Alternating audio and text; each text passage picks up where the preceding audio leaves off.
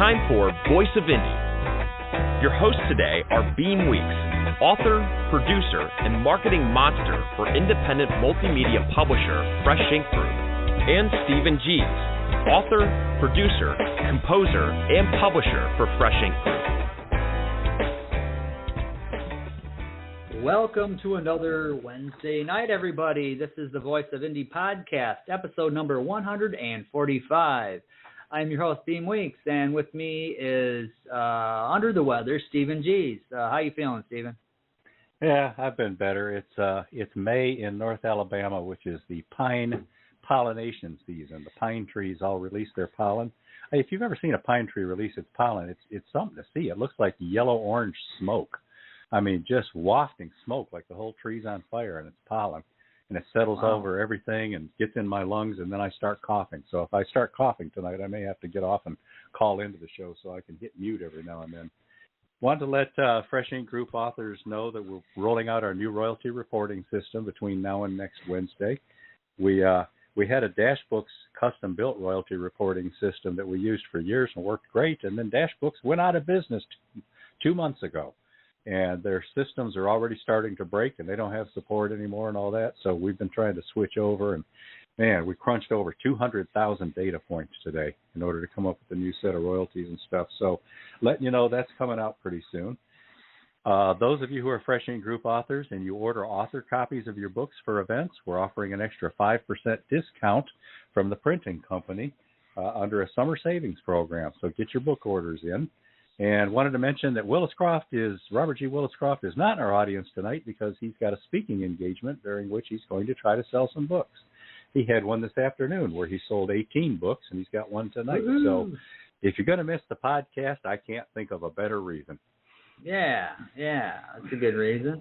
Now, we have some books that are currently in pre-sale, and this is your opportunity to grab those books while they're in pre-sale and really help these authors out when they go on sale officially, because that boosts their numbers.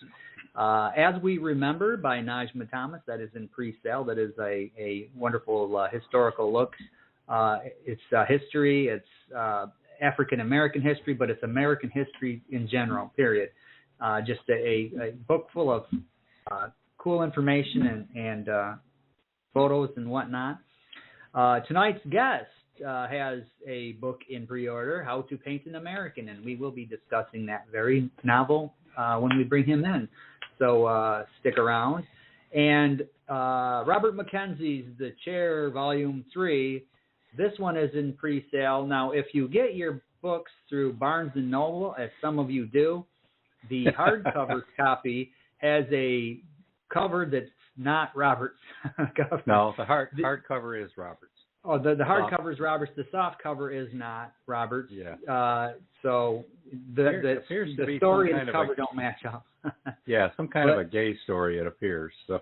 Yeah, I mean, it looks like it's LGBT type of story, and that's Robert's book is not. It's a series dealing with the chair.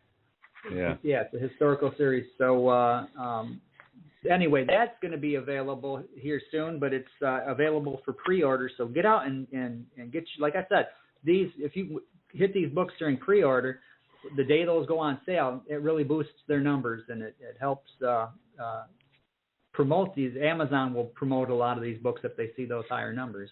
So help a writer out, will ya?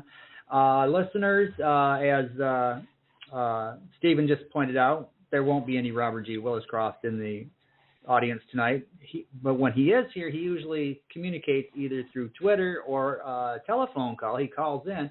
He's a regular listener, and for those of you who are regular listeners and those of you who are new listeners, you can participate too. Here is how you can participate in our show tonight. Call 516-453-9902 right now with your questions or comments for tonight's guest, or post a note on Twitter with hashtag Fresh Ink Group in the body of the tweet, and we'll read it on air. That's 516-453-9902 or hashtag Fresh Ink Group on Twitter. All right. So another book we have ready to publish is George Dismuke's Paradise My Prison. It's a suspense thriller.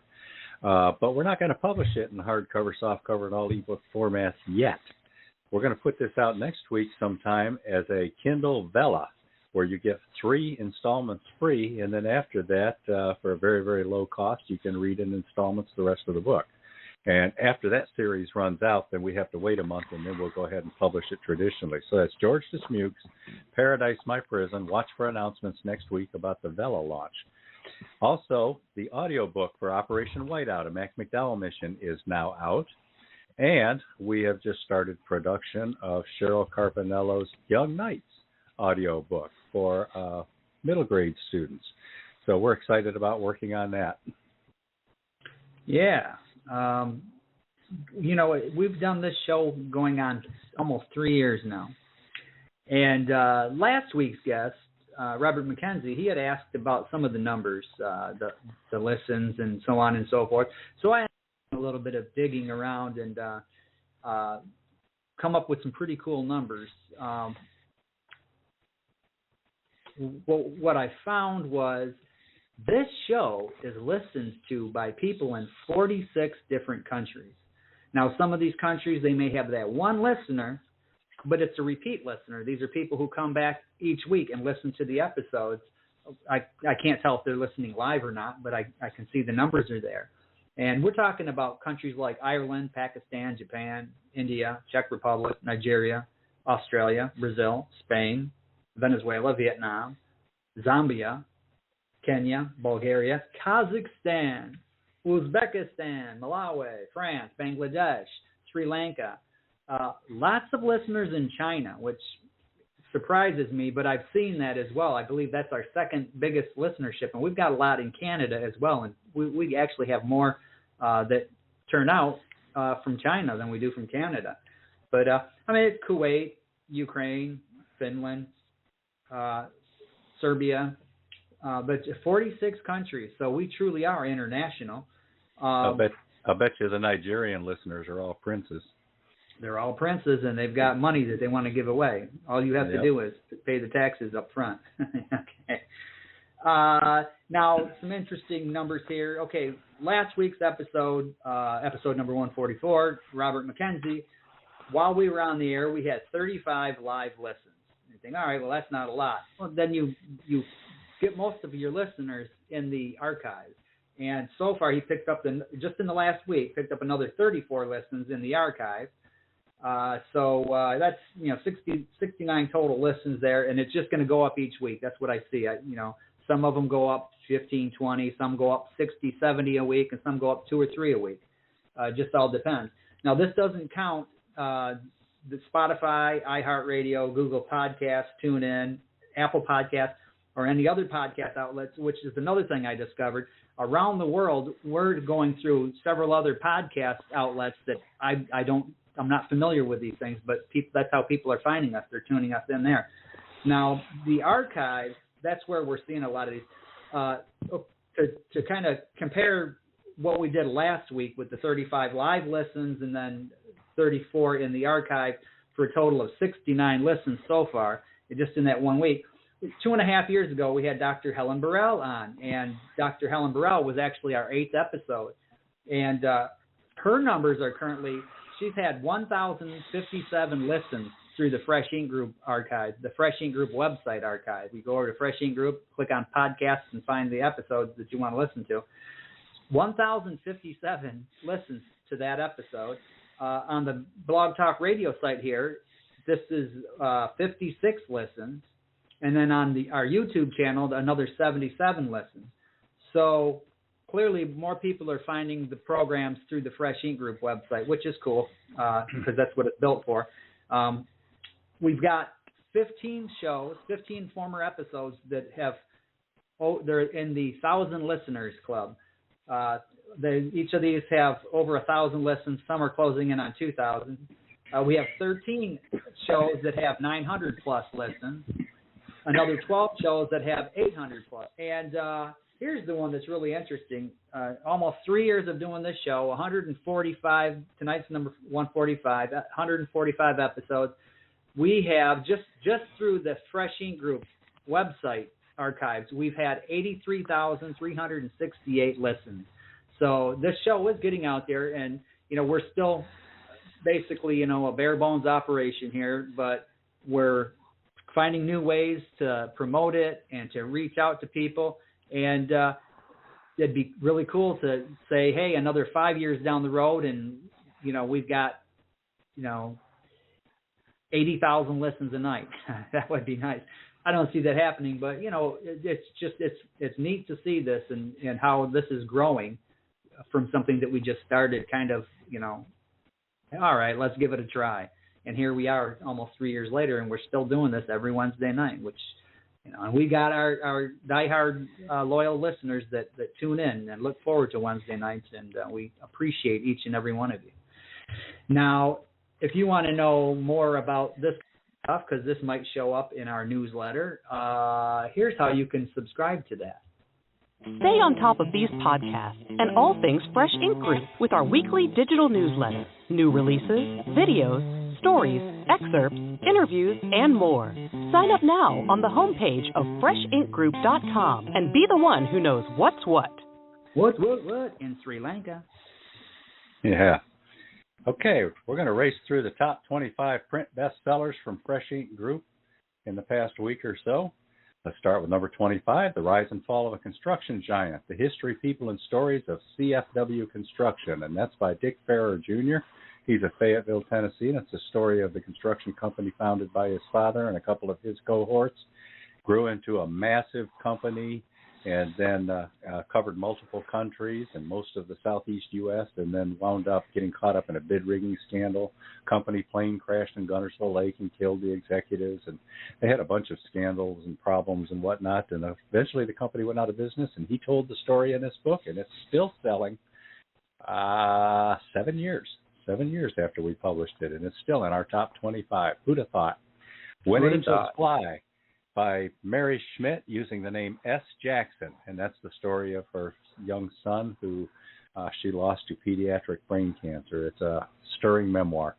In the 23 slot, The Daedalus Files, SEALs Winged Insertion Command, WSIC, by Robert G. Williscroft. That's a 4-part series all in one book, because they're kind of like novella-length stories about the daring men who are testing flying suits and how ultimately they wind up having to use them in combat. Great stories. Naked and Transparent is next. 6 Vital Tools for Knowing Yourself and Attracting Healthy Relationships by Vladimir Kalixty. She's a therapist in Manhattan. And then we have The Culmination, A New Beginning. That's the 3rd in the Contract series from Gwen M. Plano. That's a fine book. 2 slots above it is The Choice, which is the 2nd book in that series. Between them, we have Sammy, Hero at Age 5. That's the other memoir, more from the point of view of the child, that she wrote about losing her son to pediatric cancer. And then from Larry Landgraf, we have Into Autumn, A Story of Survival. That's the first of a 4-book dystopian future series. Excellent series. Everybody into dystopian sci-fi should discover that. Next up, Operation Whiteout, a Mac McNowell mission, which is also now available in audiobook. Above that, we've got Redemption, A Father's Fatal Decision by Gwen M. Plano. That's a couple of books on the list here for Gwen. Above that, Outshine, an ovarian cancer memoir, 2nd edition by Karen Ingalls. This is a stirring memoir about her own fight with ovarian cancer, with a lot of information and helpful resources for other people who are facing similar chances. And this book, which was originally published in 2012 and the 2nd edition published by Fresh Ink Group this year, is it's out there in paperback, hardcover, and softcover, as well as all the ebook editions. And all of the proceeds from this are used to help fund cancer research. Karen donates it all. Next up, How to Teach Driving, Behind the Wheel, Lesson by Lesson. It's the Instructor's Edition. And that's to help people get certified in their various states or countries in order to teach driver's ed. Above that, we've got The High Road, Memories from a Long Trip by Mark Herndon, Alabama drummer for 26 years, whose birthday happens to be tomorrow. Happy birthday, Mark Herndon, and congratulations for being in our top 25.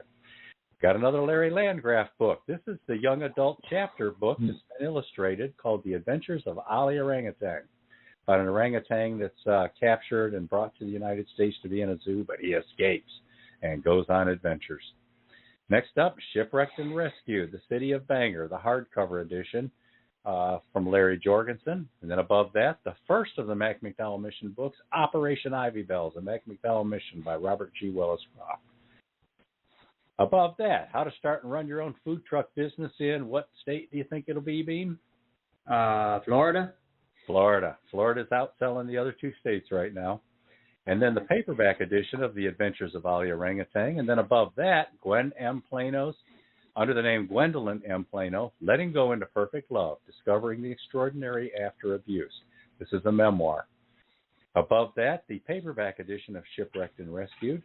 And now and that's number 5. So now we're in the top 5. Paperback of Shipwrecked and Rescued. The number 4 slot, the hardcover edition of tonight's guest, How to Paint an American. The number 3 slot, Dr. Helen Burrell's American Agony, The Opioid War Against Patients in Pain. The number 2 slot, Jerry Pate's Submariner, 30 Years of Hijinks and Keeping the Fleet Afloat. And then by a pretty good margin above that, the number 1 slot, the paperback edition of Andrew McGregor's How to Paint an American. That's our number 1 bestseller this week. Congratulations, Andrew. Congratulations, yeah. All right, now we do have over on Twitter, one of our loyal listeners, Verwayne Greenhow, he's sharing a few of his Vela stories. He says, my Vela murder investigation in the marsh is complete, 46,500 words, 40 episodes. Kindle and paperback formats are also available now. A woman leaves the party and is found dead 8 days later. Follow the search as his victim count grows. Now, that, I believe, that started as a Vela, and I believe it's a book now, so cool. And same with I Hate My Mother, a true story of childhood abuse that took me 56 years to forgive. The path to inner peace is forgiveness. That's also available. It might still be, no, I think that's a book now. That was a Vela as well. But if you come over to Twitter, type in hashtag group and click on latest, you'll find Verwayne's tweets there, and he's got links in there so you can go over there and check it out. And he says, coming soon, I'm about to start a new paranormal Vela project based on real events. The tentative title is The Face in the Window. I'm looking for a debut in the next 10 days. So cool deal there. And we have also got another comment here. Couple of comments. He says, I had a one-day book signing last week and sold 19 books in 2 hours. I also met some nice people who are already emailing me, telling me they are waiting for my next story to hit Vela.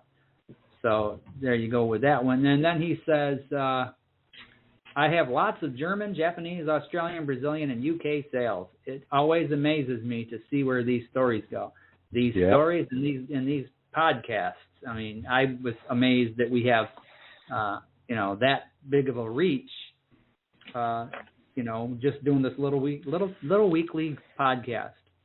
Now, speaking of the podcast, if you miss an episode or you're new to it and you want to listen to old episodes, we have an archive. In fact, 83,368 times people have found this archive. And here's how you can find it. Find your favorite show in the Voice of Indie archives on YouTube at Fresh Ink Group, StephenGees.com, BeamWeeks.com, FreshInkGroup.com, and on Spotify. And now you can listen on iHeartRadio, Google Podcasts, and TuneIn. Just search The Voice of Indie, all one word. All right, and I think we are going to run our first commercial right here, so take a listen.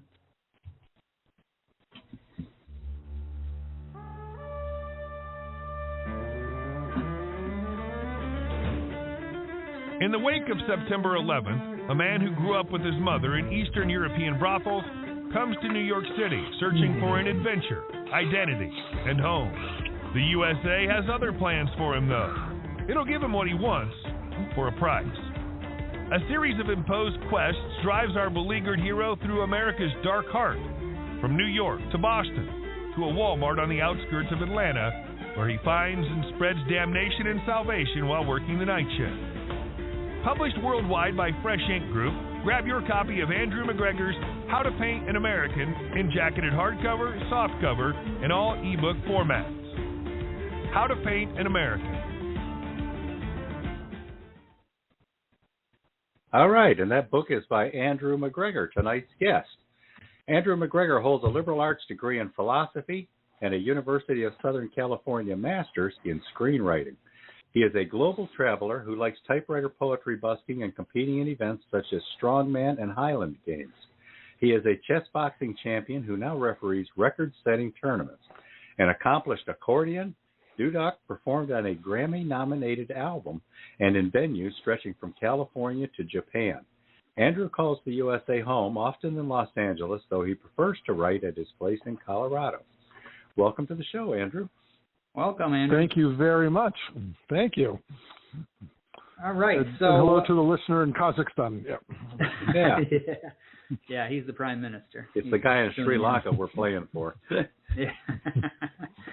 So we see that you lived in, you split your time between California and Colorado, and you've traveled all over. Where all have you lived, and where are you originally from?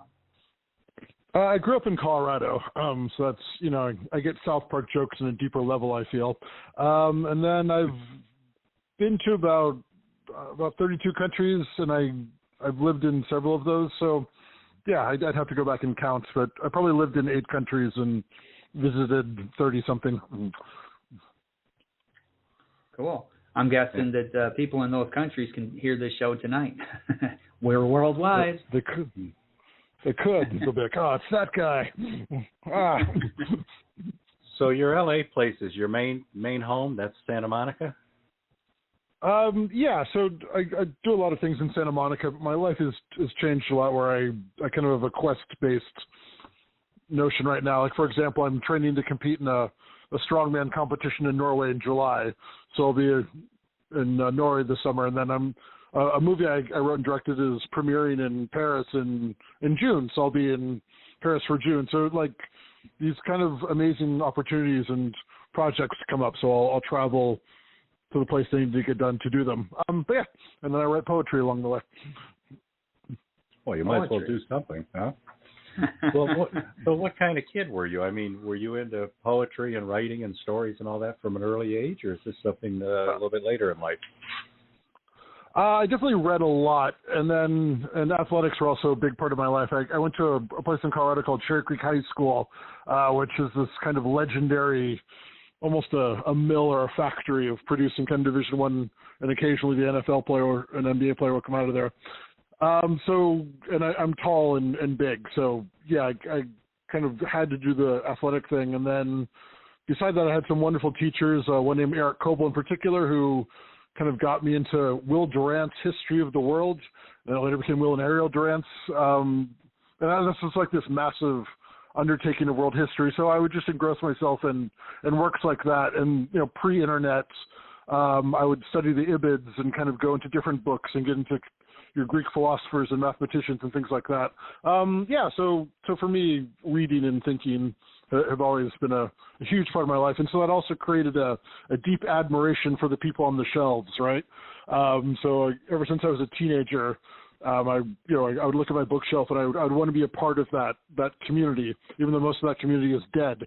For me to be published is a profound honor and fulfillment of the things I never thought would happen. So thank you again. Even though most of that community is dead, as you say, we still read their works. So that, in a sense, keeps these people alive eternally. As long as they're still being read, they're with us.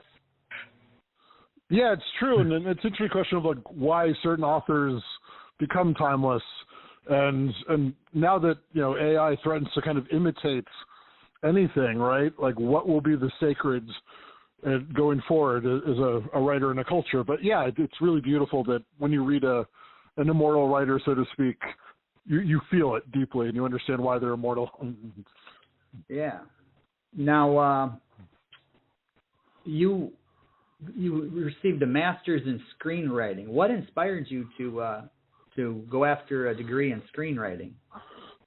I have a kind of an unconventional relationship with the University of Southern California. I started in their master's journalism program, and then I had an idea for teaching journalism in a way that helps get people out of poverty, and I'll clarify that.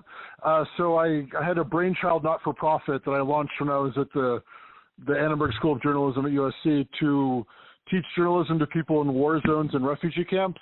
And I myself was working as a photojournalist at the time.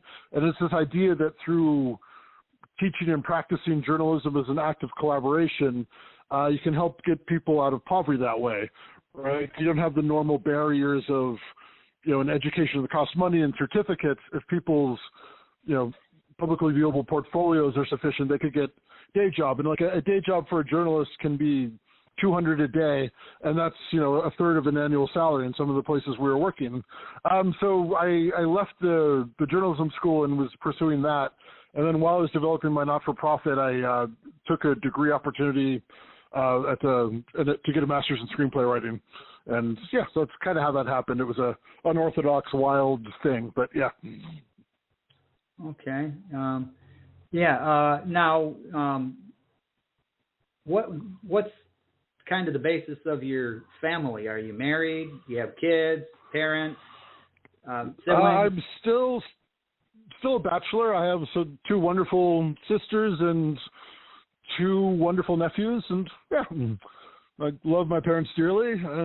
But yeah, still not on that white picket fence path, so to speak. Is this creativity? Is this spread throughout the family? Do your sisters write or create? Your nephews? My nephews made great during the pandemic. They made wonderful stop motion Lego videos. But in terms of me like living in the creative realm, no, I'm kind of an anomaly, if you will. Yeah. All right. Well, yeah, that's cool. Yeah, they're a lot of very times, practical people. Yeah. Yeah, a lot of times we have guests on, and it runs through the family. The person on the show will be like the grandmother, and she writes, and then you hear that, well, her daughter wrote a book, and now her grandkids are writing books. And we had a guest on a few weeks back, a month back, that was the situation. So it's always cool to see when that happens. Stephen? Hey. Hello. Hey. I think it's time we run a commercial, isn't it? Sure. All right. So we are talking with Andrew McGregor, and he is the author of How to Paint an American. Stick around.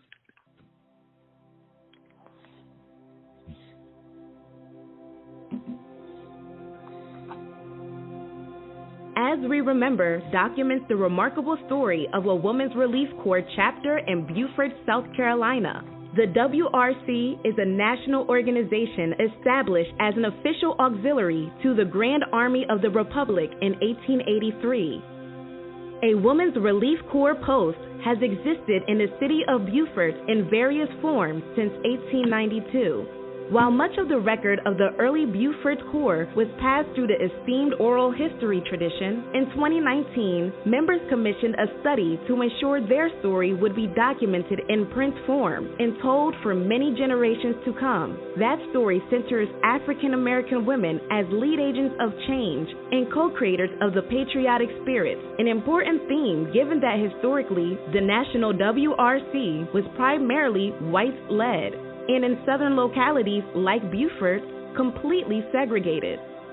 Beyond documenting the members' experiences, this story is compelling in the larger context of our nation contending with changing notions of its national identity and definitions of patriotism. Written and compiled by Najma Thomas, Ph.D., and proudly published by Fresh Ink Group, this fascinating history is available in all ebook formats, or grab your keepsake edition in full-color softcover or laminate hardcover, or listen to the audiobook narrated by the author. As We Remember, a history of the Women's Relief Corps in Beaufort, South Carolina.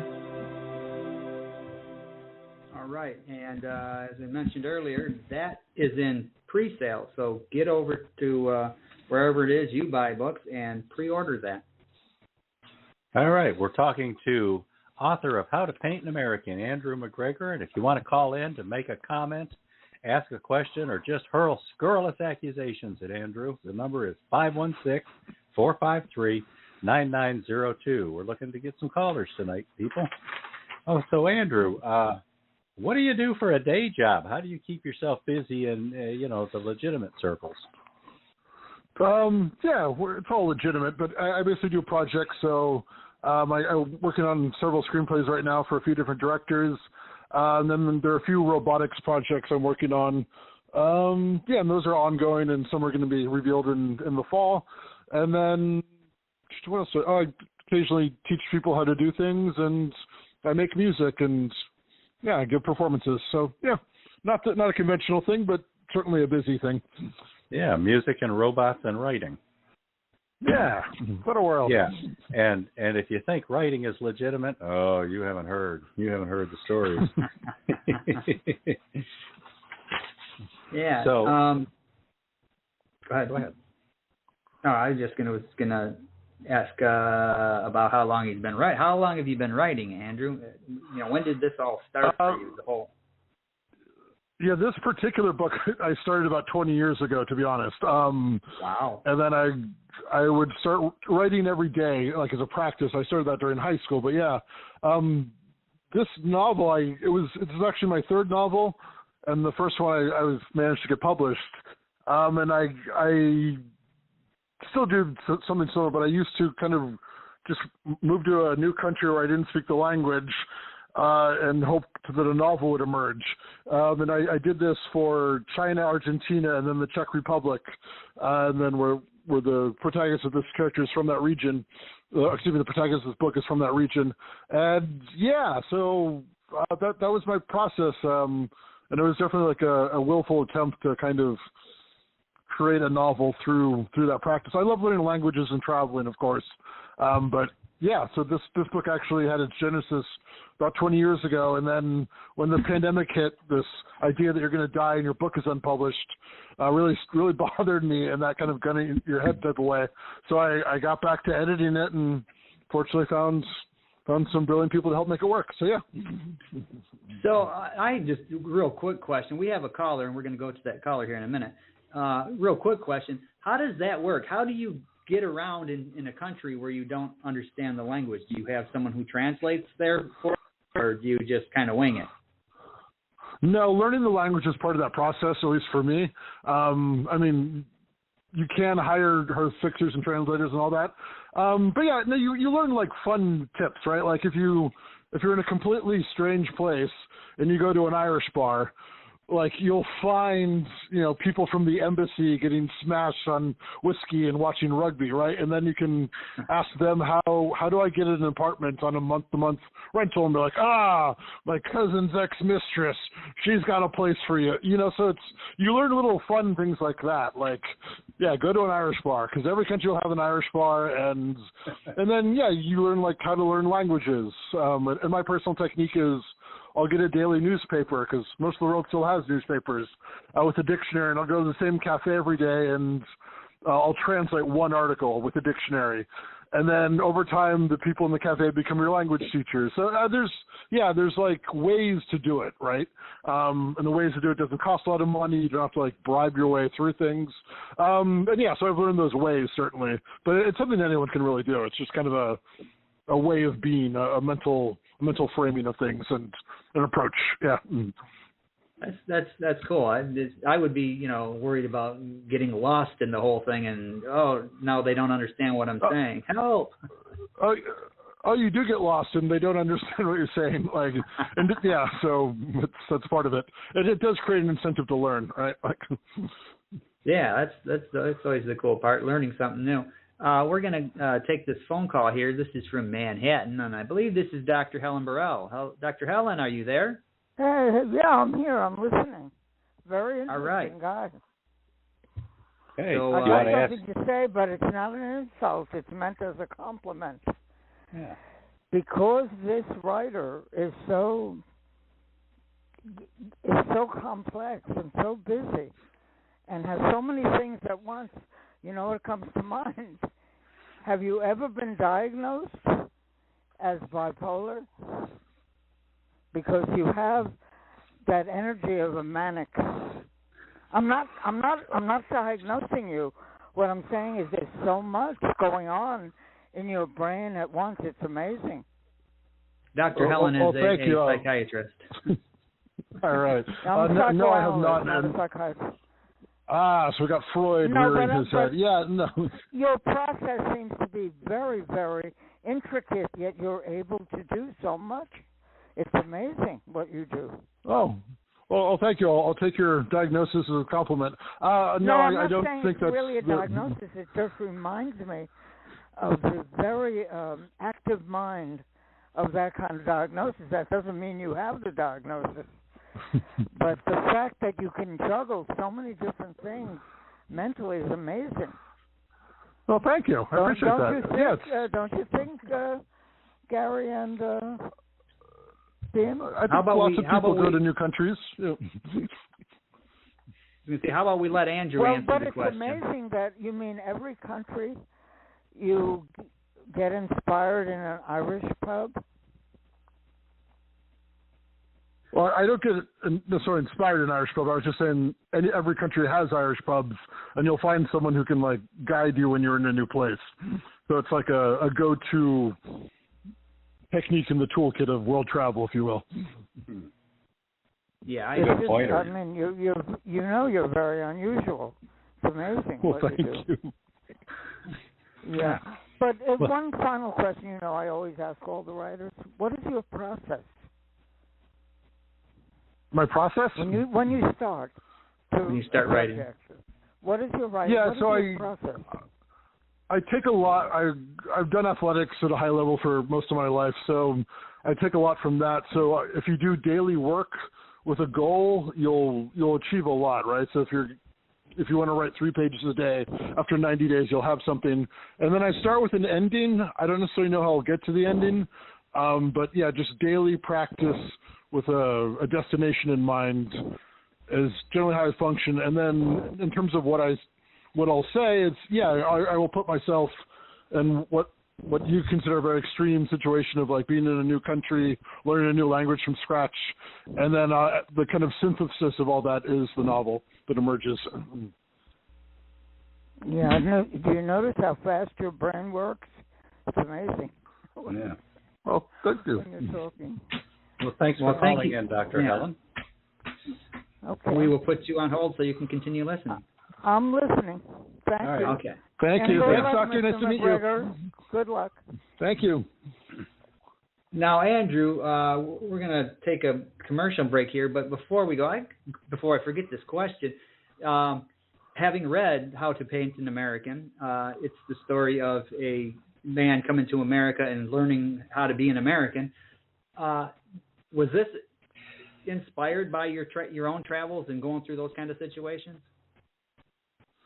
Yeah, there's more in the book than just the travels. When I look back on it now, like there's not like a 1-to-1 correlation with everything, but I did go to Prague, so I have that stuff, and then also I left Colorado to go to the Northeast to be educated, right? So you can kind of, in terms of the framing of the book, it's like that kind of like 6-year phase of my life of moving to the Northeast of America, and then also living in Eastern Europe for about a year or 2 years. That kind of encapsulates it, yeah.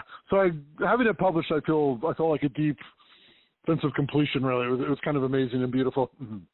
All right, so we will discuss this book coming up here. We are talking to author Andrew McGregor, and there's still time for you to call in. There's plenty of time for you to call in, 516-453-9902. Now on Kindle Vella, Charlie Flint awakens from a deep sleep and finds himself alone on a tropical beach surrounded by a palm tree jungle and exotic animals. He cannot remember who he is or anything about his life. First, he must find food and build shelter and protect himself from hidden dangers. As his memory gradually returns, it reveals what a very flawed person he is. A man who made too many mistakes, made too many enemies. The implications of the truth are staggering. How did Charlie get there? And will he save himself? Paradise My Prison is the riveting new suspense thriller from retired Hollywood scriptwriter George Dismukes. Published by Fresh Ink Group, Paradise My Prison is on Kindle Vella with 3 free episodes. Paradise My Prison by George Dismukes.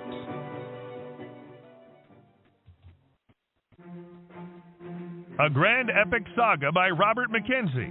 The Chair series spans centuries, touching the lives of 22 generations of related mothers and daughters, their stories witnessed by a simple pine chair.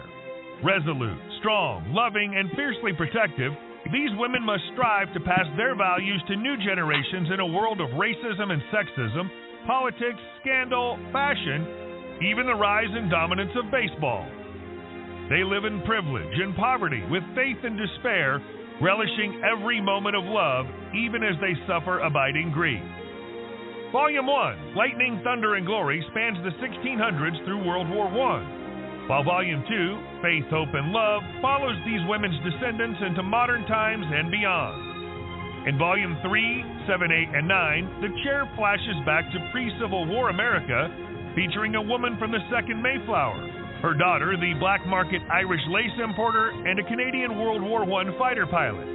A blend of history and philosophy told through satire and parody, the story of the Chair could be found in some old trunk in any dusty old attic, but Mackenzie breathes it alive with riveting tales that span the real and the imagined.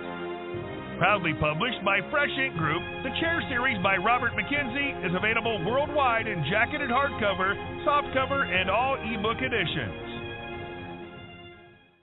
All right, and remember, that is in pre-sale right now, so go reserve your copy. Right. So, Andrew, while you were working on this book, did you use any beta readers or get feedback from other people or involve other people before you got to Fresh Ink Group, where your editor was co-host Beem Weeks? No. I thought it was perfection incarnate, and then Beem humbled me. Yeah, not really. I looked at it from the process of, is this the book I wanted to create, and then Beem improved it. So yeah, that's how that works. Well, honestly, there wasn't a whole lot that I needed to do, just a couple tweaks here and there, but it was a solid book to begin with. So, yeah. Thank you. Thank you very much. Definitely a fun read, too. Yeah. So is it right that you have 3 novels written? We've only published one of the 3? Yes, that's correct. Well, what are your plans for the other 2? I think I need to go back to the wood shop, as the musicians will say. Yeah, got to start editing those now. The thing is, like, the first novel was like I tried to get it published, and it was just I had a box of rejection letters, right? So it was that story of like, but I kept like going to different countries and writing another book. So yeah, I'm gonna actually revisit the other 2 now. Yeah. That'd be cool. Yeah. All right. So we're proud that you brought your first book to Fresh Ink Group, and normally we're kind of a one-stop shop, and we take care of all the different elements. But in this case, you hired somebody to do a front cover artwork for you. You want to tell us about that? Yeah. So I have this great buddy named Keith Wong, and he works at kind of high-level animation studios in Los Angeles, and like he once made me a robot mask. Like he molded my face. So we've done these cool creative projects before, and so it was an interesting challenge of like the cover art. So I went to this wonderful bookstore that unfortunately closed down in Santa Monica, called Book Monster, and I was like looking at all the artwork, and then his name just kind of popped up, and I sent him a text, and then he did a beautiful job. So yeah, that was I was thinking deeply in a bookstore, and then his name appeared to me like a vision. Yeah, he's done wonderful work, and I think he's at DreamWorks now. He's worked on big animation shows, and yeah, so he has like a strong graphic design, studio film background. But that's not why I thought of him. He's a great guy, and he nailed it. Yeah, he nailed it. Yeah, definitely. We are talking to author Andrew McGregor, and we're going to do another ad, and then when we come back, we're going to talk a little bit about his book, so stick around. Lucifer loses his day job, so he starts his own gig. A little girl's tantrum destroys her toys, but will they lash out in revenge?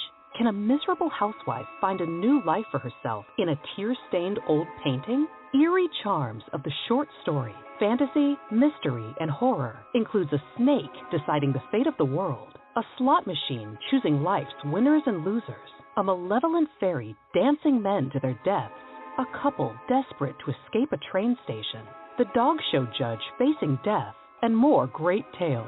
Proudly published by Fresh Ink Group, Eerie Charms is available worldwide in jacketed hardcover, softcover, and all ebook formats. Patricia A. Guthrie offers a cauldron of eerie delights that will please, delight, and yet terrify you. All right. That's another excellent one. I did the editing on that one, and Patricia is a master storyteller. So go over there and grab a copy and leave a review. So what's this book about? I want to hear about how to paint an American. Yeah. Oh, it's a go-to guide. Yeah, so it's basically a violent assimilation story about this guy who's he doesn't really know who his father is because he grew up in brothels because his mom was working in them, and he ends up in New York right kind of soon after 9/11, kind of looking for assimilation and adventure, and he continually tries to do this and connect with American culture, and then American culture kind of uses him for some end he doesn't understand, right? And this propels the story and propels our character from New York and then into Boston and then ultimately to Atlanta. So he's kind of descending into this thing. And yeah, that's the story. It's this violent assimilation tale. Now when you wind up at a Walmart, you've been assimilated. Yeah. Yeah, that's where you get baptized, really. Yeah. Yeah. Now this character, the main character, Yuri, is this based on somebody real, or is this just somebody that you created out of the ether? I just created him out of the ether. Like when I look back on it, there were definitely influences. Like the Good Soldier Schweik is this classic of Czech literature, right? But he's not like any of them. I'm not always aware of like the causes that led to the things I create, but when I look back on them, I can see traits. But yeah, that kind of Czech sentiment that you find, it's a wonderful book. I don't know if people read it anymore. The Good Soldier Schweik, of this kind of detached guy who's like trying to do things and they don't quite work out. It's got the kind of American difference to it, but yeah, sorry, I'm making a word salad there. But yeah, to answer your question concisely, no, it's not based on any one person. Okay. Yeah, because I know that in my own writing, my characters, there's just elements, not, full on, but there are little pieces of people that I actually know or knew back in the day or whatever. Somebody might have had a tick or a stutter or something like that, and it just fits in there, or a personality trait, and it just ends up in there, and I don't realize it until I'm reading it saying, oh, that's so-and-so from 5th grade. Yeah, all right. Right. Steven? So who is the antagonist? Who's working against this guy? What's the obstacles he has to overcome? I guess this country, right? In a way, it's yeah. I mean, there's not like a villain with a curly mustache that gets twirled, right? That he faces off against. So it doesn't have that genre trope. But yeah, he's fighting looming poverty, loneliness, difficulty in connecting and figuring out the language and the people. So you could say like America is his greatest helper and antagonist in kind of the martial arts sense of it, right? Like he's becoming great through his own struggles. Like, yeah. I'm just trying to think of a particular you were talking about sending something to our guy Sam, and and I told you what I thought was kind of like a tense scene was the bar scene there in Boston, the St. Patrick's Day situation. Yeah. How did you come up with that? Is there something behind that, or was this just, hey, this would be a cool scene? Because it is. Yeah, and I guess it's a scene full of tension. That's the thing. Is like I remember and I'm editing this, but I'm also reading it, and I'm like, is this guy going to make it out of there? Yeah. So I get, and this will help me answer the previous question a little more concisely as well.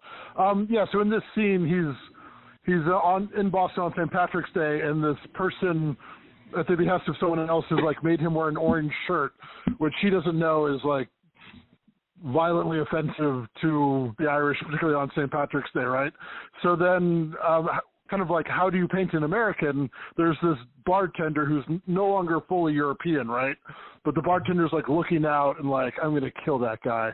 And then the bartender kind of instigates others who like also feel this like old world hatred of this kind of this insult that nobody can quite articulate, but they all feel it, right? Because he's disrespecting their culture on their day in Boston.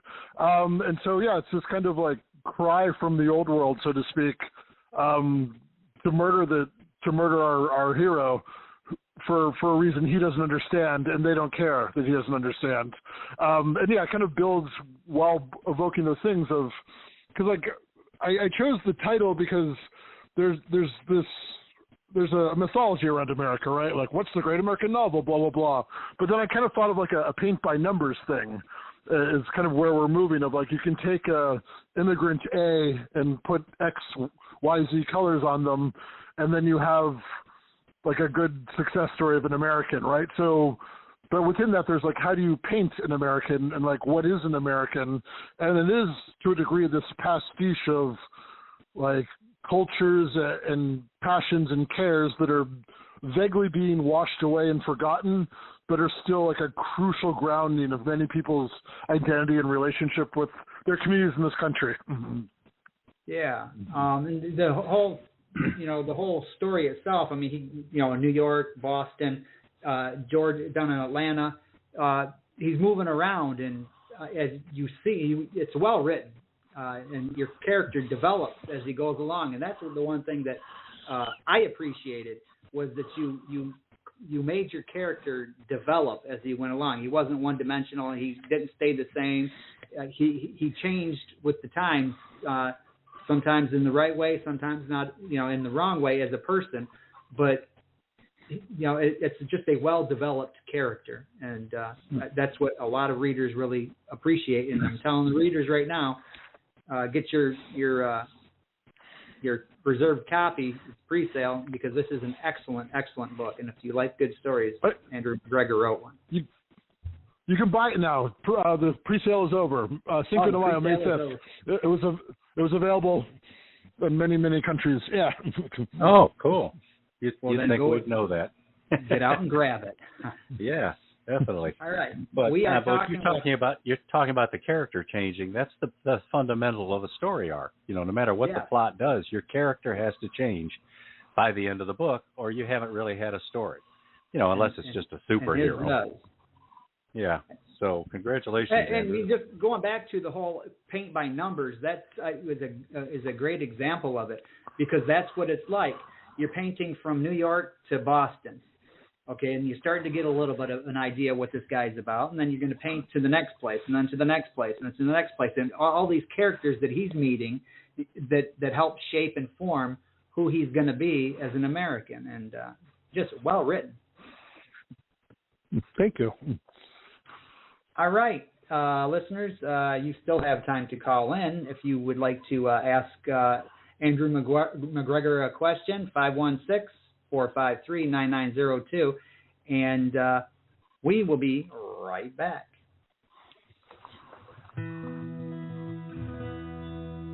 In 1945, 10-year-old Ronald Dennison, the son of a backwoods Arkansas preacher, began having profound dreams about religion and a strange red-haired woman. The dreams follow him for decades, with the woman sometimes seducing him, other times calling him to become a televangelist, but eventually berating him for his sins of lust. She holds a secret so dark that he dares never admit it, even to himself. The more famous and wealthier he becomes, the more he struggles with his adultery, his fetish, and his shame, until his torment can no longer be contained. Staggering revelations challenge everything he ever believed. Will truth bring him the peace he always craved? Or will the woman's demands prove more than he can bear? Read the novel The Calling Dream by Carlyle Toms. proudly published by Fresh Ink Group in hardcover, softcover, and all ebook formats. The Calling Dream by Carlisle Thoms. All right, that one's out there available. Go grab a copy. Yeah, we're talking to Andrew McGregor. Now, those of you who opened this morning's newsletter, you saw that there was a YouTube clip in there, which is a 4-minute video story by the LA Times about Andrew going out and playing Amazing Grace in Santa Monica. What's up with that, Andrew? Yeah, remember that whole pandemic thing people used to talk about? Yeah, I heard about that. Yeah, so Vaguely. it was, right, it was a thing. So kind of early in the lockdown, we were all isolated. No one, we couldn't do anything. We couldn't even go outside, really. And they had actually fenced off this beautiful park called Palisades Park in Santa Monica. So it was just kind of an instinct thing. I've been learning bagpipes for about 4 years now, and so I just said, I'm going to do something of service. And I knew people were suffering because they couldn't hear live music, and all the sadness and that came from that isolation, really. So yeah, every night at sunset, I would just get decked out in full Scottish garb, and I would go play Amazing Grace as the sun set over the ocean or the mountains. And then I started to do it every day for months and months, because remember, it was supposed to be a 2-week thing, right? But there's 2 weeks. Yeah, to flatten the curve. 2 weeks came, and then riots kind of ravaged Santa Monica and all the sadness that brought. Actually, I even played the day of the riots. So I was doing it continuously for months and months. And eventually the LA Times showed up, and then CBS came with a news van, and they ran a story. And then the part of the story was they recorded my performance. And then, so that got heard around the city, certainly, but then all these other news outlets picked it up. So I made it to the Hindustan Times, and there's a newspaper headline in South Korean with my picture on it, because Reuters picked it up. And then Reuters can distribute to all these outlets. So yeah, it was like the story, I don't know if saying the world is too ostentatious, but it was something people wanted at that time. And so I was able to really connect with and provide a lot of healing through music. And then I'll also add that while the lockdown was happening and so many people were passing, people couldn't bury their dead, right? So frequently because I was so consistent in being there every night, someone would come and be like, hey, my sister passed away, my mom passed away, can I record your performance to share with the family? So, and they would do that. And I would get kind of incredible notes later on from that practice. So it was very intense emotionally to do that, to perform a funerary song every night for someone you only know a few sentences about them, and their loved one is right next to you crying. But yeah, it was just important sacred work. So I dug in and did it. Yeah. When you go out there to play, do you find sometimes people are waiting for you, anticipating it? Do you have much of an audience? Yeah. So to this day, when I'm in Los Angeles, I'll play most Sundays, and then usually 2 or 3 days a week when I'm in town. And yeah, there's a kind of community that gathers there. I don't want to say it's all because of me, but it's known that I play there on Sundays. And actually, yeah, just 2 days ago or last Sunday, a woman who was there and she recorded it, and then her mom passed away the next day, and she just sent me a note yesterday that she had sent it to her sister, and her mom was no longer speaking in the hospice, and then her sister played the song, and then her mom passed away. Wow. So yeah, it's something I can't even articulate how profound it is, but it's something that I was called to do, or chose to be called to do, or however that works. But yeah, so it goes on. Mm-hmm. That's cool. Now, listeners, you can find that video out there. The LA Times story is on YouTube, or of course, the link is in today's newsletter. If you go over and check it out, you can see the story behind it. You can see Andrew in his tartan, and at the end of the video, they play his full performance of Amazing Grace, so you can see what Amazing Grace on the bagpipes sounds like. That's interesting, and yeah, I mean that's got to feel like quite an honorable thing that you were able to do this, especially with people who have lost loved ones, and they're able to share into the emotions that song would bring. Yeah, it's really in the realm of the sacred. Again, I was just trying to be of service, and it was a simple act, but if you do it consistently, it became something much greater, right? So, yeah. Yeah. Fantastic. So, Andrew, your book is barely out, just barely out. It's only been a couple of days that people have even been able to get copies of it, but have you got any reaction from anybody about it yet? Any fan reaction? Yeah. I've gotten some wonderful, it's mostly responses from people I know, so that's, hopefully they're a little biased, but yeah, they, I guess, I'm just honored people would read it, right? Because you have these kind of checkpoints of deep artisanal or artist, or what would be the right word here? Deep pairs of an artist, right? Yeah. Well, not artisanal, artisanal like a miner or something, right? Anyway, but just it's a book, so that's a relationship with someone, really, because it's such a time commitment.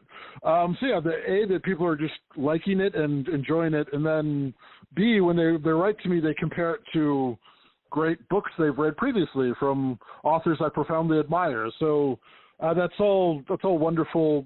Gives me there's a French phrase that translates to butterflies in the stomach, like a deep sense of butterflies in the stomach of happiness that the work is connecting to people, and that it's reminding them of great literature they've encountered before. Yeah, it's great when you get fan reaction, fan letters, good feedback, positive reviews and stuff.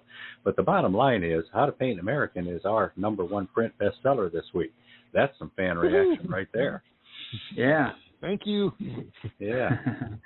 So, Andrew, since you're now a published author, do you have any advice for up-and-coming authors, or to those who are still slugging along and trying to get their own work published? Yeah, maybe don't wait for a pandemic to finally get down to it. To advice, like people who are like unpublished and struggling, like who am I talking to here? Like what's the persona? Like a high school kid, or it could be a high school kid. It could be somebody who had a lengthy career. They retired and decided, hey, I'm going to finally write that novel. Okay, I think Stephen, and for your writing school, you can do Stephen King's book on writing. I think that's excellent. It's very concise and kind of like a nice how-to guide. And then I'm a fan of typewriters. Because there's using a typewriter for at least your first draft, because there's so many like little distractions and like digital addictions now. But by using a typewriter or writing it longhand, you're kind of with your pure mind, so to speak. Yeah. But if you just want to like achieve the dream of writing a solid book you're proud of, I would read Stephen King's book on writing, and then get yourself a typewriter you enjoy typing on that feels nice. And I would just go there because you want to be without distraction, right? And there's just no way to not be. It's kind of like every time a red squiggly line appears on a word processor, right? That's like taking you out of your flow state. And that's an arguably beneficial one. And now there's like AI prompts and emails that are like finishing your sentence for you.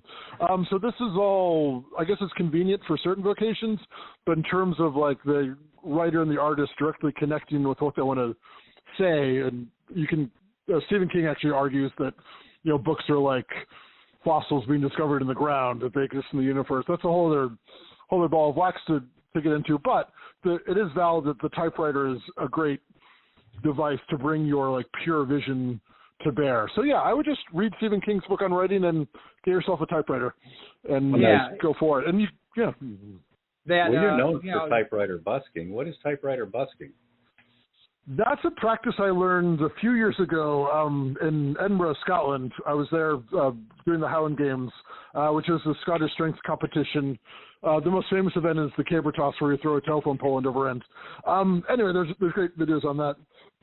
But there's this wonderful bookstore in Edinburgh called Typewriter Books, which Tom Hanks would later write a letter to, and then they would get a lot of press through that. But so the practice is basically you have a typewriter, and people come on the street, and there's a little sign in front of you that's like, poems on demand while you wait or whatever, and you create an original poem for people in about 20 minutes, based on a few prompts they give. Some people want nothing; they're just like, write me a poem. But like the first time I did it, I sat down, and within seconds, it was a woman from Switzerland and her niece, and she was like, give me a poem about our trip together.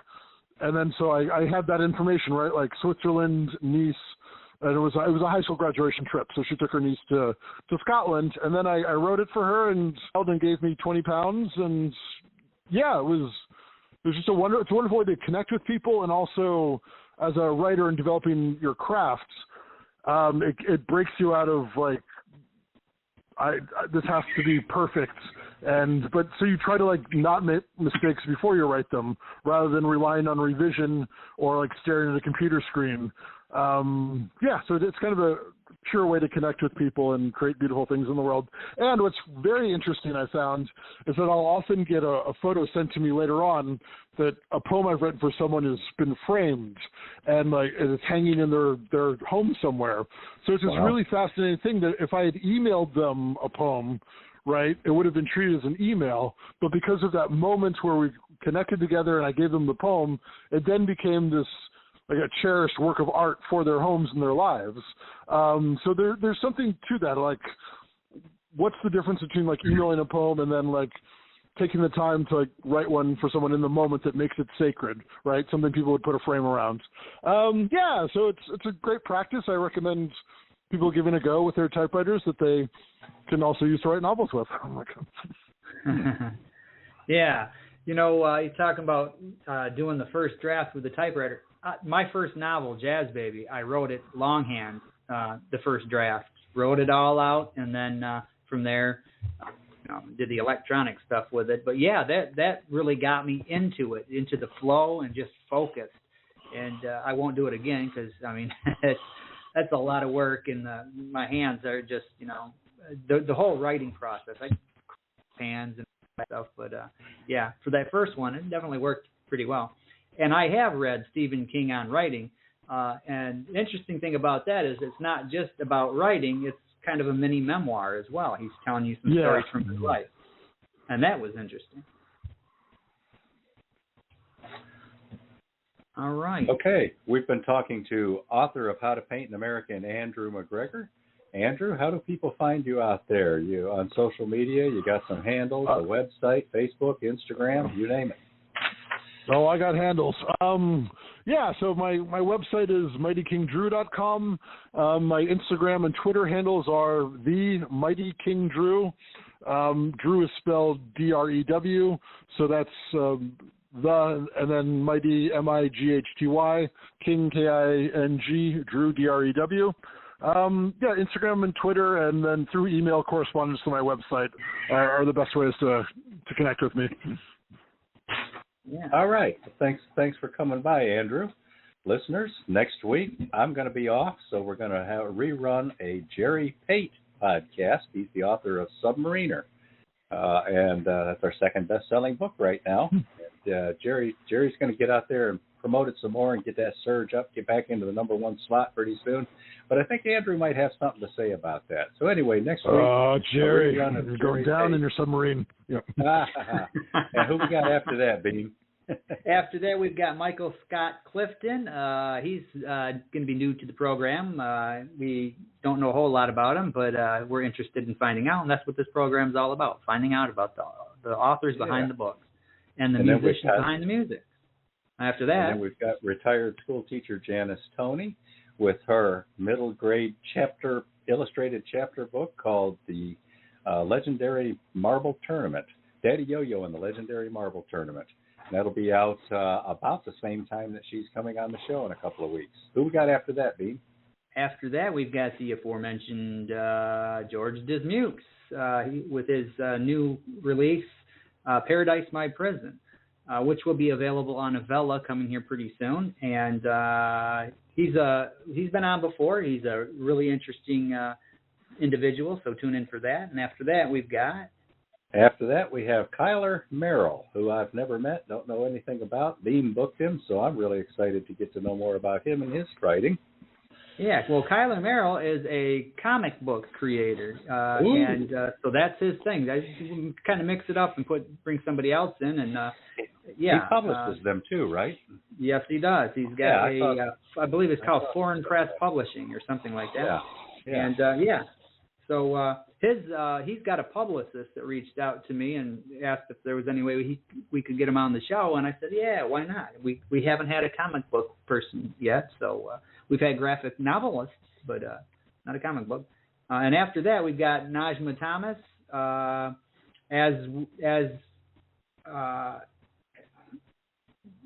what's the name of that book I'm drawing? Oh, As We Remember. As We Remember. Yeah, that's. You couldn't remember As We Remember? Yeah.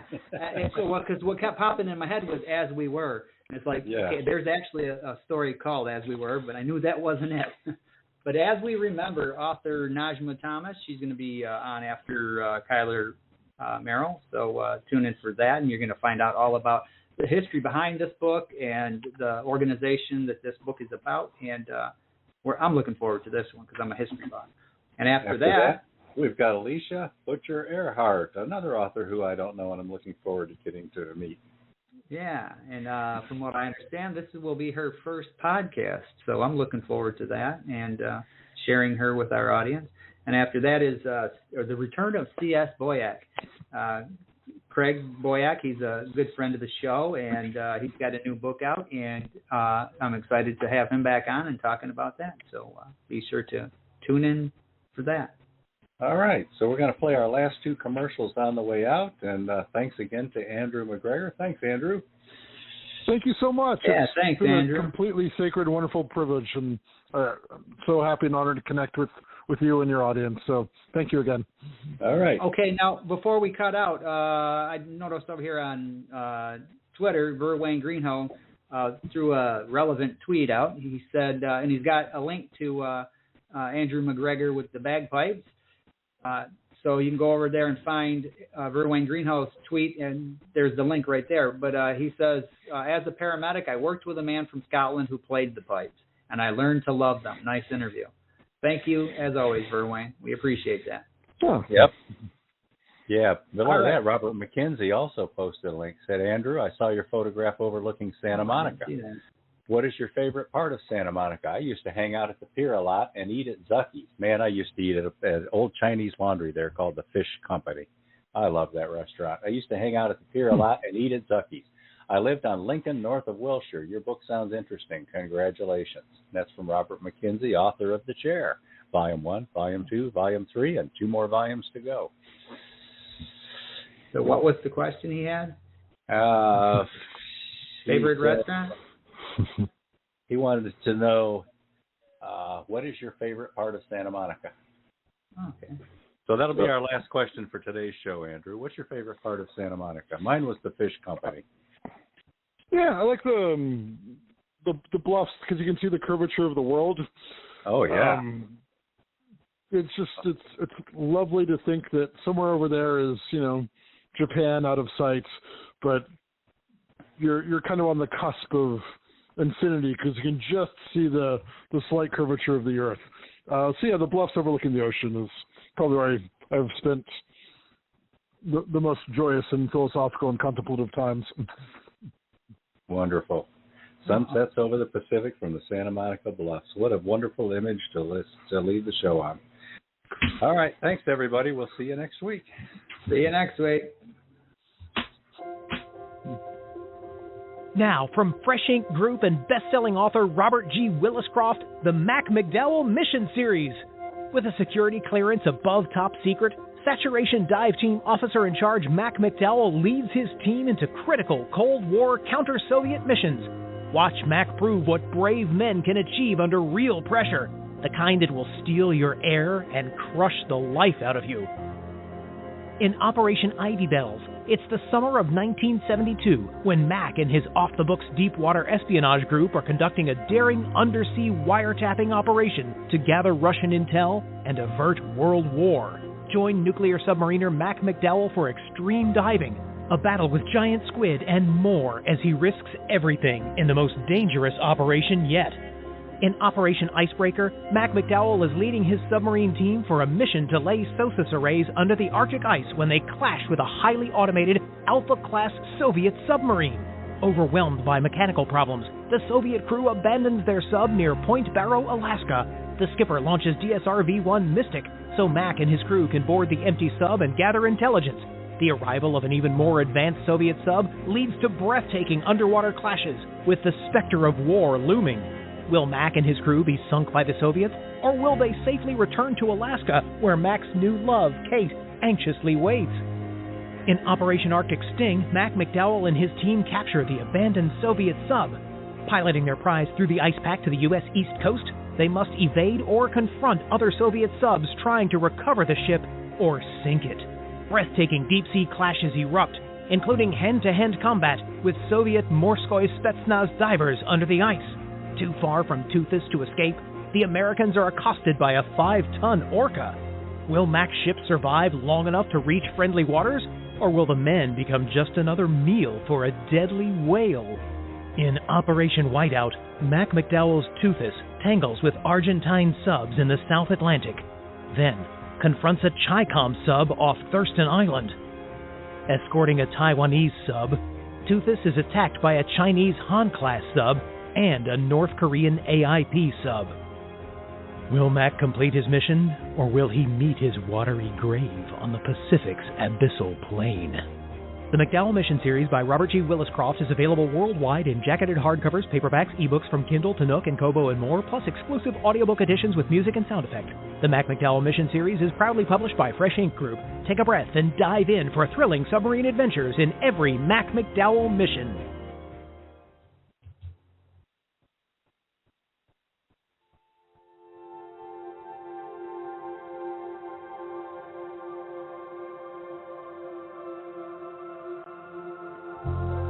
Multimedia publisher Fresh Ink Group is now producing audiobooks and video books. Publish your book and discover great books by Fresh Ink Group authors, always available in hardcover, softcover, and all ebook formats, and now expanding into audio and video books. Fresh Ink Group. Just wait till you hear what's next.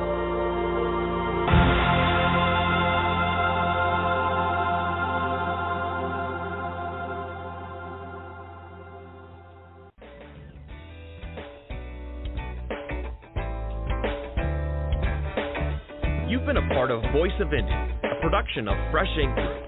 Spread the word, support our guests, then find us at freshinkgroup.com and be sure to hashtag Fresh Ink Group.